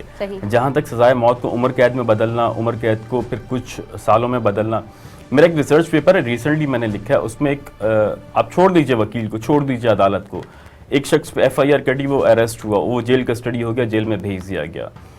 اس ریسرچ پیپر میں نے آئیڈینٹیفائی کیا کہ ایک مجرم بھی نہیں، ملزم جسے سزا بھی نہیں، جو کنوکٹڈ بھی نہیں ہے، وہ جیل سے آتا ہے، سینٹرل جیل سے کورٹ تک آئے گا، کورٹ سے واپس سینٹرل جیل جائے گا، اس پہ جو خرچ آتا ہے، اس کا جو اپنا ایکسپینس ہے ایک قیدی کا، وہ 4,500 روپے. اگر آپ مجھے 1 منٹ دیں، میں آپ کو بتانا چاہوں گا کس طرح سے وہ 4,500 روپے. وہ وہاں سے جیل سے نکلے گا، اس کی انٹری ہوگی، اسے ہتھ کڑیاں لگیں گی. ہتھ کڑیوں کے پیسے ہیں کہ وہ کون سا ہتھ کڑی، زنگ والی پہنے گا یا بغیر زنگ والی پہنے گا. اچھا، فرمائشی پروگرام بھی ہوتے ہیں وہاں، ٹائٹ ہتھ کڑی لگے گی یا لوز ہتھ کڑی لگے گی. وہ 4 لوگوں کے ساتھ جائے گا، اکیلے جائے گا. یہ تمام چیزوں اسٹیپس کے پیسے بتا رہا ہوں میں آپ کو. اسے ہتھ کڑی لگی، اس کے بعد وہ آگے جائے گا پریزن وین میں. وہ پریزن وین میں کہاں، رش والی پریزن وین میں بیٹھے گا یا کم والی میں بیٹھے گا، اس چیز کے پیسے ہیں. کھڑے ہو کے جائے گا، بیٹھ کے جائے گا، اس کے پیسے ہیں. کورٹ پہنچ گیا، وہاں تاریخ لے گا، اس چیز کے پیسے دینے پڑیں گے. یہ وکیل کے علاوہ بات کر رہا ہوں، میں آپ کو بتا رہا ہوں، وکیل کا رول ابھی کہیں نہیں آیا. وہ تاریخ لے گا، اس کے پیسے دیں گے. پھر وہ آ کے بیٹھے گا، وہ گھر والوں سے ملے گا، اس کے پیسے ہیں. گھر والوں سے بات کرے گا، اس کے پیسے ہیں. کھانا کھائے گا کینٹین سے، اس کے پیسے ہیں. وہ اپنے بچوں سے ملے گا، اس چیز کے پیسے. यही प्रोसीजर वापसी के लिए अडॉप्ट किया जाएगा कि वो प्रिजन वैन में कौन सी वाली में जाएगा, वो कितनी देर तक बैठेगा, वो बैठ के जाएगा, खड़ा होके जाएगा, वो वापस हथकड़ी उसे लगेगी तो कौन सी लगेगी, उसे चैन में बांधा जाएगा, 4 लोगों के साथ बांधा जाएगा। ये अगर आप देखें पूरा मुआशरा हमारा, हमारी अदलिया का तो बहुत बुरा हाल है माजरत के साथ, जिसमें हम वकला का भी बहुत ज़्यादा किरदार है और बहुत ज़्यादा रोल है, लेकिन जो बाहिसियत मुआशरा है, अब देखिए सुप्रिटेंडेंट पुलिस अंदर रेंजर्स ने एक रेड की, उसके अंदर क्या कुछ नहीं निकला, मुझे बताएं। यहाँ तक कैदी जो हैं वो वहाँ बैठ के दुकान उन्होंने खोली भी थी, एक शख्स कैदी जो है वो सिगरेट का कारोबार करेगा, दूसरा शख्स जो है वो मावे का कारोबार करेगा, तमाम अंदर चीज़ें बटी हुई थी और उनसे मंथली भत्ता जाता है। आप मुझे बताएं इस माशरे में क्या इंसाफ होगा। और रही अदलिया की बात, देखें आप अदलिया को जितना मर्जी स्ट्रॉन्ग कर लें, जब तक आप अपनी प्रोसिक्यूशन जो है, जो तहकीकात है वो स्ट्रॉन्ग नहीं करेंगे, इस पे कोई फ़र्क नहीं पड़ेगा। जो आपके प्रोसिक्यूटर्स हैं उसे स्ट्रॉन्ग करने की ज़रूरत है, जो हमारा अदालती निज़ाम है उसको मजबूत करने की ज़रूरत है। और तो सर ये निज़ाम तो मैं और आप हम लोग इसका हिस्सा हैं, तो हम इस निज़ाम को बेहतरी किस तरह ला सकते हैं, किस तरह इसमें बेहतरी ला सकते हैं, हम अपना किरदार कैसे अदा करेंगे इसमें? जब मैं नया वकील बना ना, मैंने सोचा था कि मैं किसी को रिश्वत नहीं दूंगा और अपने काम बगैर रिश्वत के करवाऊंगा, मैं रूल ऑफ लॉ पे काम करूंगा। मेरी फाइल जो होती थी, अगर मैं कोई केस सबमिट करवाने गया या केस की हेयरिंग के लिए गया या डेट लेने के लिए गया, मेरी फाइल वहीं पड़ी रहती थी। क्यों? वो एक इस मुल्क के मशहूर बिजनेसमैन है, वो कहते हैं कि मैं फाइल्स के नीचे टायर लगाता हूँ तो वो चलती हैं। तो हमारी अदलिया के अंदर भी वही, जब एक क्लाइंट आएगा, दूसरा वकील पैसे दे के जल्दी काम करवा के लिए जाएगा, मैं वहीं खड़ा रहूँगा। मुझे बताइए, मैं क्लाइंट को मुतमईन करूँगा या अपने ज़मीर को मुतमईन करूँगा? मुझे रोजी रोटी कमानी है। मैं सर वो भी वकील है, तो हम तो एक ईमानदार वकील के, हम तो पूरे पेशे की बात कर रहे हैं ना, कि इस पेशे को किस तरह हम बेहतर कर सकते हैं। क्यों एक वकील फाइल के नीचे टायर लगा के बेचता है? हमने टेक्नोलॉजी का इस्तेमाल करना छोड़ दिया, हम अभी तक हाथ की फाइल्स पे चल रहे हैं, हम अभी तक वो कलम की ज़रिए काम कर रहे हैं। हमें टेक्नोलॉजी को अडॉप्ट करना पड़ेगा। हमें जो बैरून मुमालिक में अदलिया का निज़ाम नाफिज है उससे इस्तिफ़ादा हासिल करना पड़ेगा। टेक्नोलॉजी का इस्तेमाल नहीं करेंगे, अदरवाइज़ हम जितनी मर्जी रिफॉर्म्स लें हम कुछ नहीं करेंगे, इस निज़ाम का कुछ नहीं हो सकता। ऐसे ही चलता रहेगा? ऐसे ही चलता रहेगा। ठीक है जनाब, हमारे पास फैज़ान लोधी भी मौजूद हैं। फैज़ान, आपसे बात करना चाहूँगी, यूथ एक्टिविस्ट ये क्या है, माशरे में इसका क्या किरदार है? कोई सर्टिफिकेट मिलता है, कोई सनद मिलती है तो आप यूथ एक्टिविस्ट बनते हैं? सबसे पहले तो बहुत बहुत शुक्रिया आपका शहजादी कंवल कि आपने यहाँ मदद किया। देखिए बेसिकली यूथ एक्टिविस्ट है क्या? यूथ एक्टिविस्ट हो जाए, सोशल एक्टिविस्ट हो जाए, ये वो लोग हैं पाकिस्तान के या पूरी दुनिया में फैले हुए सोशल एक्टिविस्ट हो गए, यूथ एक्टिविस्ट हो गए, कि जो नौजवानों के या इस मुल्क की और इस पाकिस्तान की और इस दुनिया की खिदमत करने के लिए निकले हुए हैं। हम अगर मिसाल के तौर पर यूथ एक्टिविस्ट के तौर पर काम करते हैं तो हमारे पीछे भी फैमिली होती है, हम उनको भी टाइम देते हैं, लेकिन हम ज़मीर हमारा ये कहता है कि हम नौजवानों के लिए निकलें, हम इस पाकिस्तान के लिए कुछ करें, हम अपने मुल्क के लिए कुछ करें और इस मुआशरे को बेहतर करने में अपना अपना किरदार अदा करें। तो इसको आप आम अल्फाज में यूथ एक्टिविस्ट या सोशल एक्टिविस्ट कह सकते हैं। ठीक सर, आपको हुकूमती सरपरस्ती हासिल है कि आप निकल रहे हैं, आप बाहर लोगों की खिदमत कर रहे हैं, हुकूमत की तरफ से आपको कोई सरपरस्ती है? नहीं, बेसिकली देखिए मेरा ताल्लुक जिना का पाकिस्तान फाउंडेशन से है, तो हमारी फाउंडेशन को या कोई एनजीओ को या यूथ एक्टिविस्ट को हमारी कोई हुकूमत की सरपरस्ती हासिल नहीं है। हम जो करते हैं सेल्फ फंडेड पे करते हैं, अपनी मदद आपके तहत करते हैं। कुछ मुखय्यर हजरात हमारे साथ मिलते हैं कि जिसकी बदौलत और जिनकी मदद से हमारा ये कारवां चल रहा होता है। सही। हमारे साथ यहाँ पे टीचर भी मौजूद हैं, हाफिज़ा आयशा। आयशा, आजकल हम देख रहे हैं कि तालीमी इदारों में तलबा यूनियन, ये जो तलबा तंजीमें हैं, बहुत ज़्यादा इनका रुझान बढ़ गया है और ये नौजवानों को जो है इम्प्रूव नहीं कर रहे, उनकी इस्लाह नहीं कर रहे, उनकी तरबियत नहीं कर रहे, बल्कि नेगेटिविटी ज़्यादा फैल रही है। तो आप इसको किस तरह देखती हैं? बिस्मिल्लाहिर्रहमानिर्रहीम। सबसे पहले तो आपका बहुत शुक्रिया कि आपने यहाँ बुलाकर इज़्ज़त बख्शी। अगर मैं थोड़ा सा बैकग्राउंड में जाऊँ तो मैं ये बात करना चाहूँगी कि जब पाकिस्तान वजूद में आया तो कायदे आज़म का जो पहला जुमला था, उन्होंने ये कहा था कि जो हमारी यूथ है वो मुस्तक़बिल की मेमार है। बिल्कुल। लेकिन कुछ ऐसे अनासिर जो है वो पाकिस्तान की اگر ہم کہیں کہ اس کی بھلائی کے لیے نہیں تو اس کو نیگیٹو اس میں لے جانے کے لیے کام کر رہے ہیں، اور وہ یوتھ کے مائنڈ کو اس طرح سے ڈائیورٹ کر رہے ہیں کہ ان کا جو اصل مقصد ہے کہ یوتھ ہماری آگے نہ جائے، ترقی نہ کرے، اور اس پہ وہ نیگیٹو پوائنٹ آف ویو کے ساتھ ان کو آگے لے کر چلے ان کے مائنڈ کو۔ یہ مائنڈ سیٹ اگر اسی طرح سے رہے گا تو اگر ہمارا تعلیمی جو میدان ہے اس میں ہم کبھی بھی ترقی نہیں کر سکیں گے۔ ابھی آپ دیکھیں کہ جیسے اسکول بند ہوئے ہیں تو ہمارے جو اسٹوڈنٹس ہیں ان میں خوشی کی لہر دوڑ گئی، اور ہم نے بہت سی چیزیں دیکھی ہیں، اور یہی اگر ٹک ٹاک جب بین ہوئی تھی تو بہت سی پبلک جو تھی وہ رو رہی تھی۔ اس پہ اگر ہم کریڈٹ دیں تو ٹیچرز کو بھی اس کا کریڈٹ جاتا ہے کہ انہوں نے تعلیم کو اتنا مشکل بنا دیا ہے۔ بینگ اے ٹیچر اگر میں کہوں تو میرا مقصد یہ ہوتا ہے کہ میں جا کے صرف سلیبس کمپلیٹ کرواؤں یا سلیبس پہ کام کروں۔ ہم ان کو شعور نہیں دے رہے کہ آپ تعلیم جب حاصل کریں گے تو آپ کے اندر کیا شعور آئے گا، اور اگر آپ ڈفرینٹ ایکٹیویٹیز میں نیگیٹو وے میں جائیں گے تو آپ کے لیے کیا نقصانات ہو سکتے ہیں۔ پازیٹیوٹی ہم نے بالکل ختم کر دی ہے۔ بالکل آپ نے ٹھیک کہا۔ میں سبحان بیگ سے بات کرنا چاہوں گی۔ سبحان، انہوں نے بڑی اچھی بات کی کہ جب پب جی بند ہوا، جب ٹک ٹاک بند ہوا، آپ نے دیکھا کہ کس طرح لوگوں کا ایک ہجوم تھا، جن کو نہیں پتا کہ پب جی کیا ہے وہ بھی اس پر بیان دے رہے تھے۔ لیکن جب تعلیمی ادارے بند ہوئے تو اس پر بچوں کی خوشی، اس پر الگ الگ یہ جو میمز بن رہی تھی، اور جس طرح ہمارے وفاقی وزیر کو لوگ ہائی لائٹ کر رہے تھے، یہ المیہ ہے۔ بالکل، کیا اس قوم کی تربیت میں کمی رہ گئی؟ اس قوم کی سوچ کا فقدان ہے؟ ایسا کیوں ہوا کہ باہر کے ممالک میں دیکھیں تو تعلیمی ادارے بند ہونے پہ وہ افسوس کر رہے ہیں مگر یہاں پر خوشیاں منائی جا رہی ہیں؟ بالکل جی، بہت اچھا سوال آپ نے کیا، لیکن اگر آپ مجھے اجازت دیں تو آپ کی طلبہ یونین والی بات تھی، میں کچھ اپنی رائے جو ہے نا وہ ضرور دینا چاہتا ہوں۔ دیکھیے، طلبہ تنظیموں میں اور طلبہ یونین میں بیسیکلی بہت بڑا ڈفرینس ہے۔ ٹھیک ہے، اس وقت جو تعلیمی اداروں کے اندر ہیں وہ طلبہ تنظیمیں ہیں، اسٹوڈنٹ ونگس ہیں۔ آج سے 10 سال، 15 سال، 20 سال پہلے جب طلبہ یونین ہوا کرتی تھی جس کا باقاعدہ ایک الیکشن ہوتا تھا، دیکھیں ابھی کیا رواج ہے، کسی بھی اسٹوڈنٹ ونگ کے ساتھ انہوں نے 25 سے 30 کوئی غنڈے بدماش لڑکے جمع کیے، اب 25,000 جامعہ کا اسٹوڈنٹ ہو گیا ایک طرف، اور وہ 30 لوگ اور ان کی بدماشی اور ان کا انداز وہ ایک طرف۔ بالکل، اور اس کا قطعاً یہ مطلب نہیں ہے کہ وہ ان 26,000 لوگوں کو ریپرزینٹ کر رہے ہیں، لیکن وہ تھوڑے سے اوباش ٹائپ کے نوجوان ایک جگہ جمع ہو گئے، وہ جو دل میں آ رہا ہے جی منمانی کرتے پھر رہے ہیں، ٹیچر سے بھی بدتمیزی کر رہے ہیں۔ اچھا، جب طلبہ یونین ہوا کرتی تھی تو ایک سیاست کا، ایک پالیٹکس، اسٹوڈنٹ پالیٹکس کا ایک ماحول ہوا کرتا تھا۔ آج ہم نے کہہ دیا جی طلبہ کا تو کوئی کام ہی نہیں ہے سیاست میں، جبکہ قائد نے کہا تھا کہ طلبہ قوم کے معمار ہیں، آپ ان کی کم عمری کے اندر پرورش کریں گے، ان کے نظریات کو اسٹرانگ کریں گے، تبھی آگے جا کر وہ ایک اچھے سیاستدان بنیں گے۔ ہم نے جب، کیونکہ اس وقت ووٹنگ ہوتی تھی، پورے ایک پینل بنتے تھے، ووٹنگ کے تھرو ان کو منتخب کیا جاتا تھا، پھر وہ آگے جا کر طلبہ حقوق کی جنگ لڑا کرتے تھے، تو طلبہ کے پاس، اسٹوڈنٹس کے پاس یہ موقع ہوتا تھا کہ ووٹ کی پاور سے اپنا نمائندہ منتخب کر لیں، اور اس کے نتیجے میں یقیناً اچھے لوگوں کو منتخب کیا جاتا تھا۔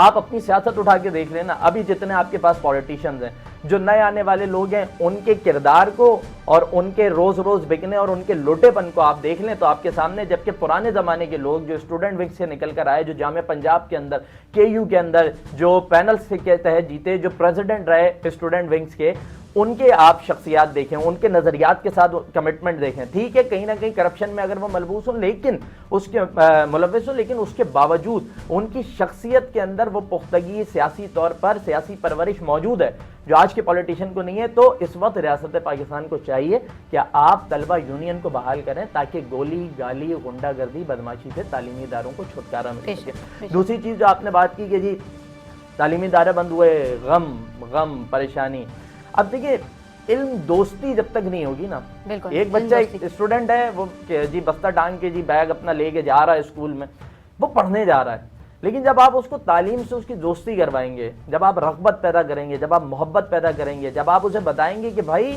بطور انسان تو تعلیم تمہارے لیے ضروری ہے، لیکن بطور مسلمان تم پر فرض ہے، تمہارے نبی نے تمہیں بتایا کہ علم حاصل کرو ماں کی گود سے قبر تک، لہٰذا اپنے نبی کی سنت کو سمجھو، اپنے نبی کی محبت میں جا کر علم حاصل کرو۔ جب آپ اس کو علم کے لیے اس کے اندر تڑپ پیدا کریں گے، اب ہم نے کیا کیا کہ ہم بچے کو، ننا سا بچہ ہوتا ہے جی، اس کی پیدائش ہوئی، اب آپ اس کو گھر میں بہلانے کے لیے 6 ماہ کی عمر سے ہی موبائل تھما دیتے ہیں، جس پہ وہ جی 4 مخصوص کارٹون ہے وہ سنتا رہے گا، دیکھتا رہے گا، پویم دیکھتا رہے گا۔ بچپن میں ہی جب آپ نے اس کو موبائل تھما دیا تو وہ آگے جا کر کبھی کتاب نہیں پکڑے گا۔ ہمارے زمانے کے اندر مائیں بچوں کو کہانیاں سناتی تھیں, اسٹوریز سناتی تھیں, چھوٹے چھوٹے نونہال رسالہ آتا تھا, ساتھی آتا تھا, ہمارے گھر والے منگا کر ہمیں دیتے تھے. اب جو ہے وہ بچوں کو یوٹیوب دے دیا جاتا ہے. تو یہ جو ڈفرینس آ رہا ہے, اس کے نتیجے میں جو ہے وہ ایک مایوسی کے بجائے خوشیاں پھیل رہی ہیں. آپ علم دوستی کریں, آپ والدین اپنے ہاتھوں سے, اور یہ صرف والدین کا قصور ہے, کسی اور کا نہیں ہے, آپ ان سے موبائل چھین کے کتاب تھمائیں اور 10 سال میں دیکھیں کہ کیسی تبدیلی آتی ہے. بالکل, بہت اچھی بات کہی سبحان بیگ نے کہ علم دوستی کتاب دوستی کا فقدان ہے, جس کی وجہ سے ہمارے بچے اسکولوں سے دور اور تعلیم سے دور ہو گئے. اور اب ہم فیضان لودھی سے بات کریں گے. فیضان, آپ یوتھ میں کیا کیا مسائل دیکھ رہے ہیں اور ان مسائل کے حل کے لیے آپ کیا کردار ادا کر رہے ہیں؟ اچھا دیکھیں, سب سے پہلے تو یہ مسائل کہ یوتھ میں مسائل تو بہت سارے ہیں. بالکل, کہ سب سے پہلے تعلیم کی کمی نوجوانوں میں, صحیح, علم دوستی, کتاب دوستی, قلم دوستی سے دوری نوجوانوں کے لیے. صحیح. ہماری اپنی کوشش جو جناح کا پاکستان فاؤنڈیشن کی ہے, ہماری کوشش یہ ہے کہ نوجوانوں میں تعلیم کو فروغ دیا جائے, نوجوانوں میں علم دوستی کو فروغ دیا جائے, نوجوانوں میں قلم دوستی لے کر آئی جائے. جو اس ٹائم نوجوان ٹک ٹاکر پر مشہور ہیں اور ٹک ٹاکر پر ویڈیوز بنانے میں لگے ہوئے ہیں, ہماری کوشش ہے ان کو ٹک ٹاک کو ہٹا کر ان کی جگہ ان کے ہاتھوں میں کتاب دی جائے.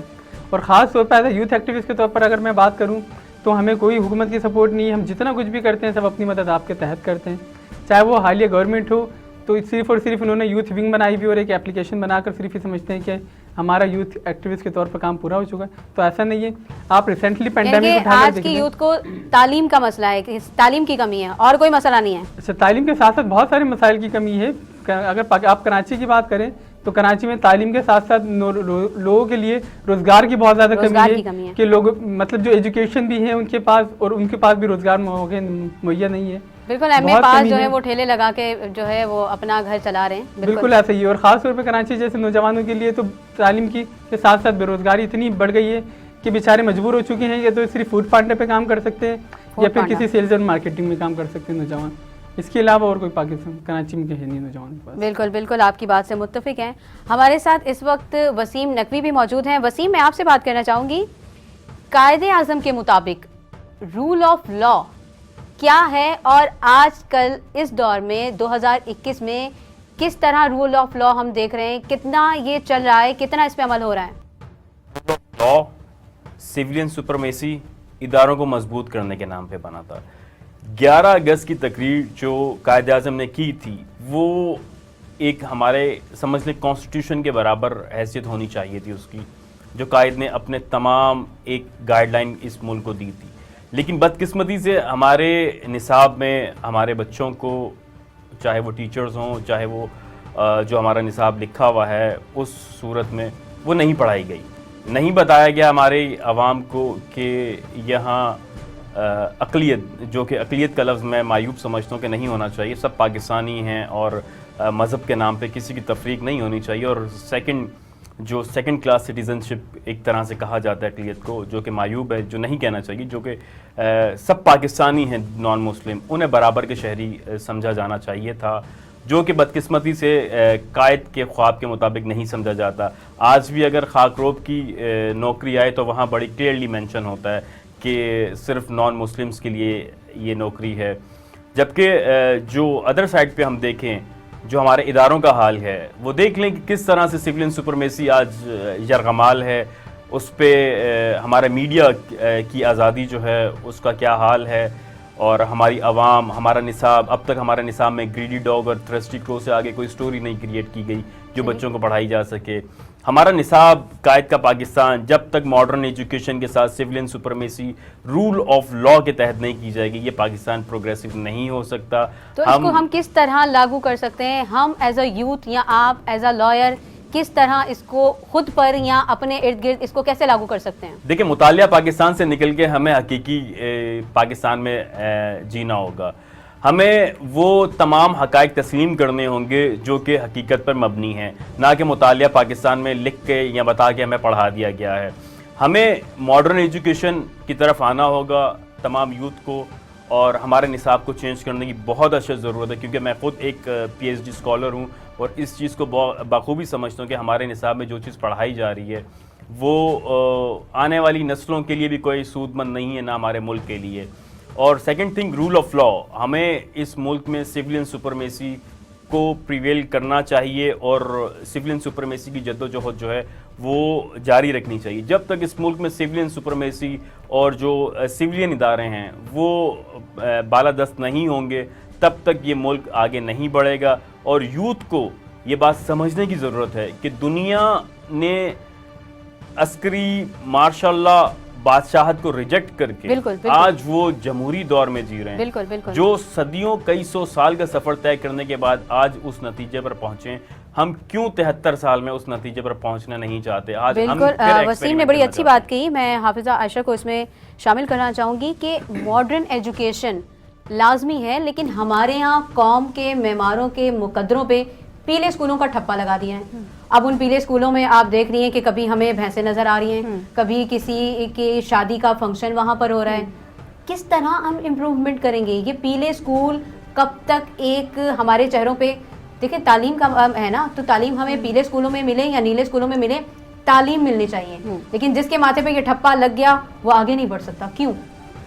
اصل وجہ یہ ہے کہ ہمارا, جیسے بھی سر نے بات کی, جو تعلیمی نصاب ہے ہمارا وہ ریویو ہی نہیں ہو رہا ہے. صحیح. ہم میں یہ سمجھتی ہوں کہ جیسے قائد اعظم کے اگر 14 نکات ہیں, وہ سلیبس میں اگر میرے دادا ابا نے پڑھے تھے تو میرے بچے بھی آگے سے وہی پڑھ رہے ہیں, اور وہ ہمارے لیے کوئی فائدہ مند نہیں ہے. ہم نے تعلیم کے ساتھ ساتھ جب تک تربیت پہ کام نہیں کیا تب تک تعلیم ہمارے لیے کسی فائدے کی نہیں ہے. اور جیسے آپ نے پیلے اور نیلے اسکولس کی بات کی, میں یہاں پہ ایک سوری ٹو سے یہ بات کہوں گی کہ پیکیجز کا آپ جو حال دیکھیں, جو پیکیجز ہیں وہ پیلے اور نیلے اسکولز میں جس حساب سے دیے جاتے ہیں, تعلیمی معیار اس حساب سے نہیں ہے. آپ کے اسکولز جو ہیں وہاں پہ اگر سیلری پیکیجز پہ دیکھا جائے تو پیلے اسکولوں کے جو ٹیچرز ہیں ان کا پیکیج بہت ہائی ہوتا ہے. وہی میں آپ کو بتانا چاہ رہی ہوں کہ ان میں آپ کو اسٹوڈنٹس پڑھاتے ہوئے ملیں گے. اسٹوڈنٹ ایک خود پڑھ رہا ہے, وہ بچے کو کیا تعلیم دے سکے گا, اس کی کیا تربیت کر سکے گا. اور جو پیلے اسکول والے ہیں وہ پیکیجز اٹھا رہے ہیں اور وہاں پہ نہ ان کی حاضری یقینی ہے اور نہ وہ تعلیم دینے کی کوشش کر رہے ہیں. تو کس طرح ہم اس کو as a youth, as a teacher, آپ اس معاشرے میں اپنا کردار کیسے ادا کریں گے کہ یہ جو نظام ہے اس کو ختم کرنے میں ہر انسان سوچتے ہیں نا کہ میں یہ کروں.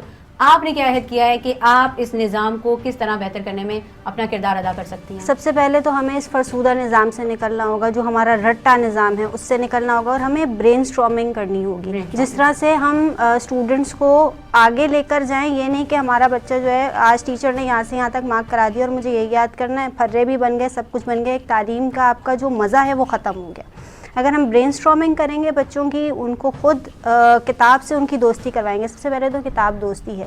آپ دیکھیں کہ بہت سی لائبریریز بن رہی ہیں, اسٹریٹ لائبریریز بھی بن رہی ہیں, لیکن ہم ان لائبریریز پہ کام کس طرح سے کروا رہے ہیں؟ ہم نے کتابیں تو شو کیس میں سجا کے رکھ دی ہیں, لیکن وہ بچہ اس سے لے کیا رہا ہے, حاصل کیا کر رہا ہے؟ ہمیں اس کی طرف بچے کا رجحان پیدا کروانا ہے, کتاب دوستی کروانی ہے. ہم موبائل پکڑا دیتے ہیں, ٹیبلٹس ہیں, لیپ ٹاپ لے کے بیٹھے ہوئے ہیں, لیکن ریسرچ نہیں ہے. لیکن جو تعلیم دی جا رہی ہے, آپ نے وہ لفظ استعمال کیا پھرے, وہ تعلیم حاصل کر کے بھی جتنا ٹیچر نے پڑھایا ہے, جتنا سبق دیے, اس کا پڑھ کے بھی بچے اگر امتحان میں جا کے پھر پھروں سے ہی جو ہے وہ سبق سیکھیں گے یا پھروں سے ہی کریں گے, تو وہ کس طرح معاشرے میں ایک اچھا شہری بن کر کس طرح اچھا کردار ادا کریں گے؟ اصل میں آپ کو یہاں پہ ایک بات بتاؤں, جو سیلری کی میں نے بات کی ہے, ایک ٹیچر ہے اس پہ برڈن ہوتا ہے کہ آپ کو یہ سلیبس دے دیا گیا ہے, آپ نے اتنا ٹائم ہے اور اس میں یہ آپ نے کتاب پوری کروا دینی ہے. آپ میٹرک لیول پہ اگر جا کے اردو کی بک دیکھ لیں تو وہ غالب کی غزلیں ہیں, میر تقی میر کی غزلیں, وہ ہمارے کس کام آ رہی ہیں؟ وہ ہمارے کسی کام نہیں ہے.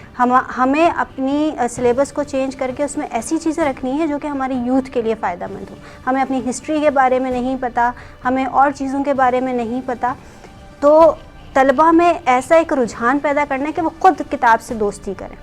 ٹھیک, بہت اچھی بات کی کہ ہمیں طلبہ میں ایسا رجحان پیدا کرنا ہے کہ انہیں خود کتاب سے محبت ہو جائے, وہ خود کتاب کی طرف راغب ہو جائیں. اب ہم بات کریں گے مرزا صبحان بیگ سے. صبحان, ہم دیکھ رہے ہیں کہ ٹک ٹاک نے, لائکی نے, اس طرح کی ایپس نے اقبال کے شاہینوں کو شاہینائیں بنا دی ہیں. مطلب ٹھیک ہے, ایک عورت کا اپنا مقام ہے, ایک کردار ہے, ایک عزت ہے, کیا اس کا یہ مطلب ہے کہ مرد جو ہے وہ عورت بن جائیں؟ بہت نازک صورتحال ہے معاشرے کی, اس تمام ساری چیزوں کو سامنے رکھا جائے تو.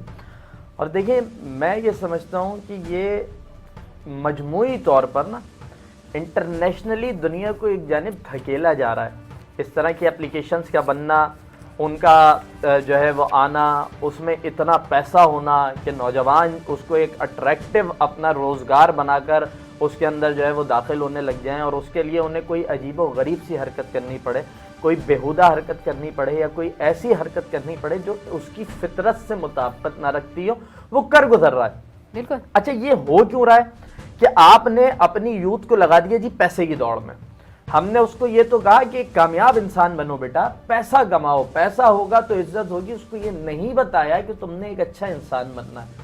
تمہاری اقدار، تمہاری اخلاقیات کیا ہیں، تمہاری تاریخ کیا ہے. یہ دیکھیں کہ ایک ساتھ کوئی چیز نہیں ہو جاتی کہ آج جی کوئی اپلیکیشن لانچ ہوئی. یہ سالوں اور صدیوں سے جو چیزیں چلی آ رہی ہوتی ہیں، جو بچپن سے بچے کی پرورش کی جا رہی ہوتی ہے، یہ اس سب کا نتیجہ ہوتا ہے. اپلیکیشن کمال نہیں کرتی کہ آگے اس نے جی کسی انسان کو کسی طرح دھکیل دیا، بلکہ بنیادیں جو اس کی مضبوط کی گئی ہوتی ہیں. اب آپ نے اس کو بچپن سے اگر فلموں کے اداکاروں کو دکھا کر ان کا ہیرو بنا دیا، آپ نے اگر اداکاراؤں کو ہی اس کے لیے فیوریٹ پرسنالٹیز بنا دیا، آپ نے اس کو نہیں بتایا کہ محمد بن قاسم کون تھا، ایوبی کون تھے، آپ نے نہیں بتایا طارق بن زیاد کون تھا، آپ نے نہیں بتایا محمد علی جناح کی قربانیاں کامیابیاں کیا تھی. بننا ہے تو ان جیسا بنو. آپ نے اس کو فلمیں دکھا دکھا کر انہی کو ان کا ہیرو بنا دیا. تو اس سب کا نتیجہ ہے کہ وہ اسی کی نقل میں پڑتے ہوئے، اور جب آپ نے پیسے کی دوڑ میں لگایا کہ بس کماؤ، کہیں سے بھی لاؤ بس کماؤ، اور اس سب کے نتیجے میں جب اس کو پیسے کی اٹریکشن جہاں دیکھی وہ اسی طرف دوڑا. مطلب پیسے کی اٹریکشن میں نادر نادرہ بن سکتا ہے. نادر نادرہ بن گئی ہے، بن چکا ہے. اور کمال یہ ہے کہ نادرہ نادر بننے پہ لگی ہوئی ہے. بالکل، یہ ایک المیہ ہے. بے شک. اچھا صوبان، میرا آپ سے اب آخری سوال ہے کیونکہ اب وقت کم ہے، ہم اپنے اختتام کی طرف جا رہے ہیں. ایک سماجی کام ہمارے یہاں بہت زیادہ ہو رہے ہیں اور یہ بہت اچھی بات ہے.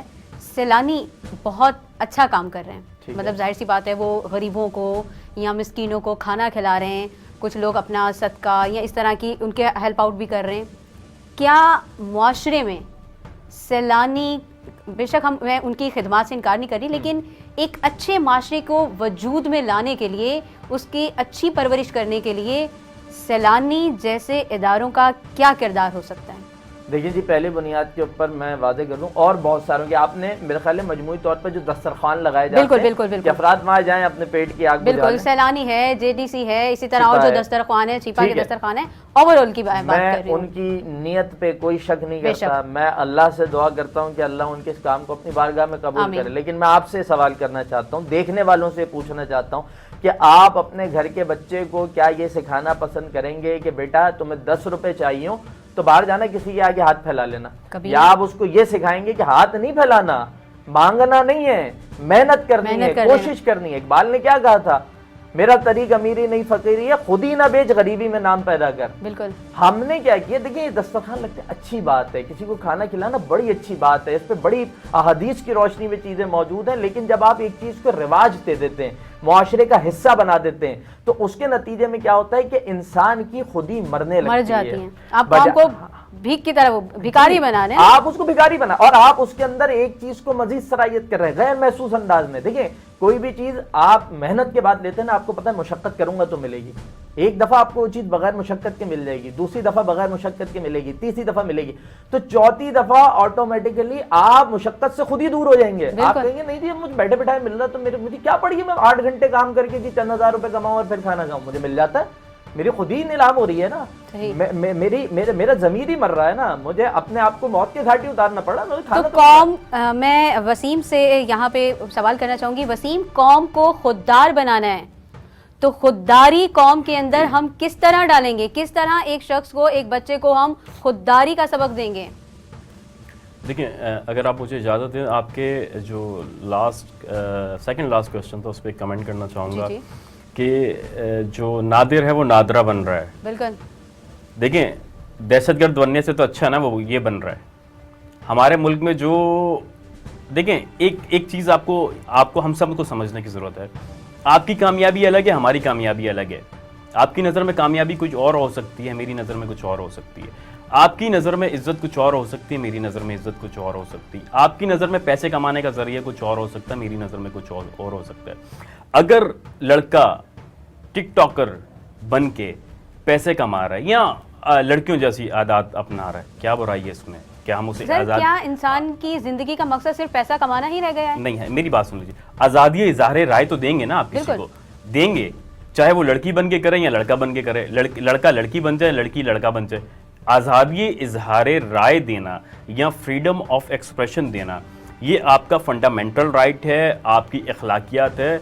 ہمیں کم از کم اگر ہم کچھ نہیں دے سکتے کسی کو, اتنا ضرور دینا چاہیے کہ کسی کو اپنی فیلنگز کا, اپنے ٹائم کا ایکسپریس کرنے کا. ہم ان کی اس فیلنگ کی ہی بات کر رہے ہیں کہ ایسی فیلنگ ان کے اندر کیوں آ رہی ہے, ہم اس فیلنگ اگر کو آ بھی رہی کیوں نہیں روک سکتے. آ گئیں ہم ان کے دیکھیں برائی, اس میں برائی کیا اگر آ گئی ہیں تو کیا برائی, کیا لڑکی اتنا برا. اقبال کا شاہین کون ہے؟